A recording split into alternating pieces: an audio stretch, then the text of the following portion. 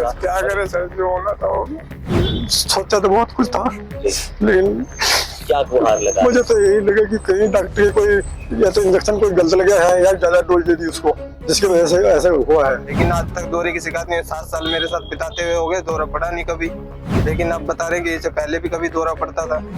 7 साल में अगर पड़ता तो एक बार तो जरूर पड़ता मेरे सामने, लेकिन पड़ा नहीं। कि दौरा पड़ा और झाग जो थी उसके सांस की नली में फंस गई थी। लगते ही आधा इंजेक्शन गया और एकदम उसका मुंह पे आंखों के सामने एकदम परछाई से छा गई उसको। और वो कहने लगी मम्मी मुझे पता नहीं क्या हो गया।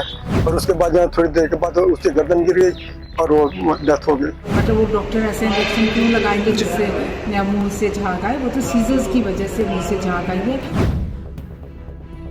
संदीप के परिवार पर दुखों का पहाड़ टूट पड़ा है। जिस घर में खुशियां आनी थी, अब उस घर में मातम पसर गया है। परिजन इसका श्रेय सिविल अस्पताल के कई लापरवाह डॉक्टर को दे रहे हैं। मिली जानकारी के अनुसार यमुनानगर की विजय कॉलोनी की रहने वाली रजनी देवी गर्भवती थी। परिवार डिलीवरी के लिए सोमवार सुबह यमुनानगर के सिविल अस्पतालों से लेकर पहुंचा। सब कुछ ठीक था, लेकिन जैसे ही सिविल अस्पताल के डॉक्टर ने उनको एक इंजेक्शन लगाया तो अचानक रजनी की तबीयत बिगड़ने लगी। उसके मुंह से झाग आने लगे और आंखों के सामने बिल्कुल अंधेरा छा गया। इसके 10 मिनट के अंदर ही रजनी ने दम तोड़ दिया।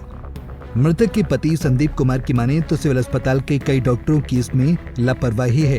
डॉक्टर बार बार रजनी को सीजर्स होने की बात कर रहे हैं। अगर ऐसा होता तो उनकी शादी को 7 साल हो चुके हैं। एक बार उन्हें कभी ऐसा महसूस नहीं हुआ। सर कल हम 9 बजे घर से निकले तो 9:30 बजे करीब यहाँ पे पहुंच गए थे। सब कुछ सही था, कोई दर्द नहीं था, कुछ नहीं था। तो एकदम फिर बीपी बढ़ा था। पहले बीपी के बाद उसे 2 गोलियां दी गई थी बीपी की, फिर एक इंजेक्शन लगाया गया, जिसके 10 इंजेक्शन लगाते ही 10 मिनट भी मुश्किल से जी, हार्ट बीट बंद हो गई थी। झाग आया मुंह से, बता रहे दौरा पड़ा था।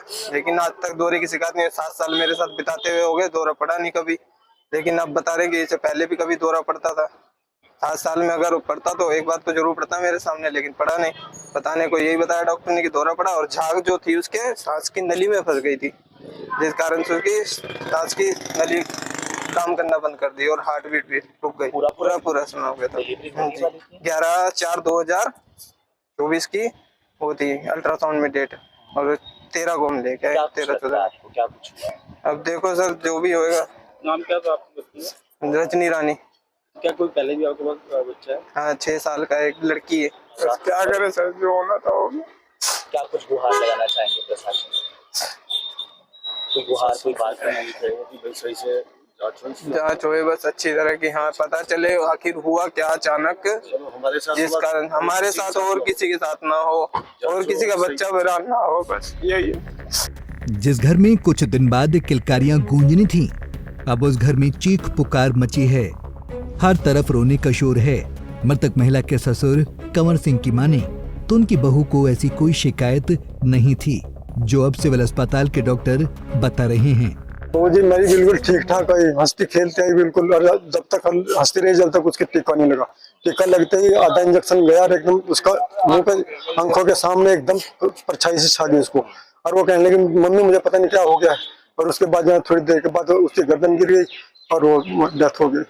सोचा तो बहुत कुछ था, लेकिन क्या गुहार लगा? मुझे तो यही लगा कि कहीं डॉक्टर कोई या तो इंजेक्शन कोई गलत लगा है या ज्यादा डोज दे दी उसको, जिसकी वजह से ऐसा हुआ है।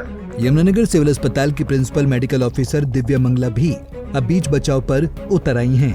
अपना पक्ष रखते हुए उनका कहना था कि गर्भवती महिला की तबीयत पहले से ही खराब थी। जैसे ही डॉक्टर ने उसका इलाज शुरू किया तो उसका बीपी कंट्रोल नहीं हो पाया और उसे अचानक से दौरा पड़ा, जिसके बाद उसकी हालत में सुधार नहीं हो पाया और उसने दम तोड़ दिया। तो उसका बीपी बढ़ा हुआ था और हमारे डॉक्टर्स की पूरी टीम उसी टाइम उसका बीपी कंट्रोल करना।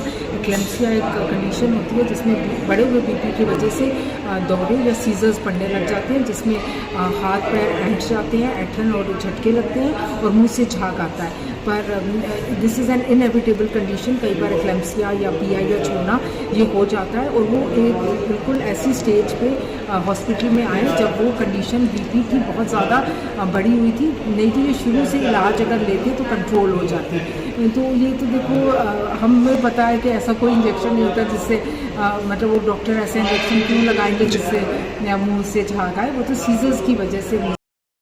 और बाकी तो हम फिर भी पूरा पेशेंट की समझते हैं, मतलब जो उनको दुख हुआ है और हमें भी दुख है। बट इसके अलावा मतलब हमारे टीम की तरफ से, हमारे डॉक्टर्स की तरफ से, एनेस्थेटिस्ट की तरफ से या गायनेकोलॉजिस्ट की तरफ से बहुत ज़्यादा उन्होंने मेहनत और निष्ठा से अपना कार्य करा है इस केस में। परिजन रो रो कर न्याय की गुहार लगा रहे हैं। जो जवाब सिविल अस्पताल की तरफ से दिया जा रहा है उससे परिवार बिल्कुल भी संतुष्ट नहीं है। ऐसे में अस्पताल प्रशासन पर भी कई बड़े सवाल उठ रहे हैं, जिनमें से मुख्यतः ये है कि अगर महिला को फिट्स पड़ते थे तो बिना BP की जांच किए उसे इंजेक्शन क्यों लगाया गया। जब महिला की तबीयत खराब होने लगी थी तो उसे फर्स्ट एड क्यों नहीं दिया गया। सरकारी अस्पताल की कार्यशैली की दलीलें बेशक ही हरियाणा के स्वास्थ्य मंत्री कितनी ही कर लें, लेकिन सच्चाई किसी से छिपी नहीं है। मुंह से झाग आना एक बेहद ही गंभीर विषय है। ये सब जांच का विषय है कि महिला की मौत आखिर हुई किस वजह से। यमुनानगर से परवेज खान, पंजाब केसरी टीवी। हमसे जुड़े रहने के लिए हमारे YouTube चैनल को सब्सक्राइब करें और नई वीडियो की नोटिफिकेशन के लिए बेल आइकॉन को दबाएं। अगर आप ये वीडियो Facebook पर देख रहे हैं तो लाइक जरूर करें और ज्यादा से ज्यादा शेयर करें। धन्यवाद।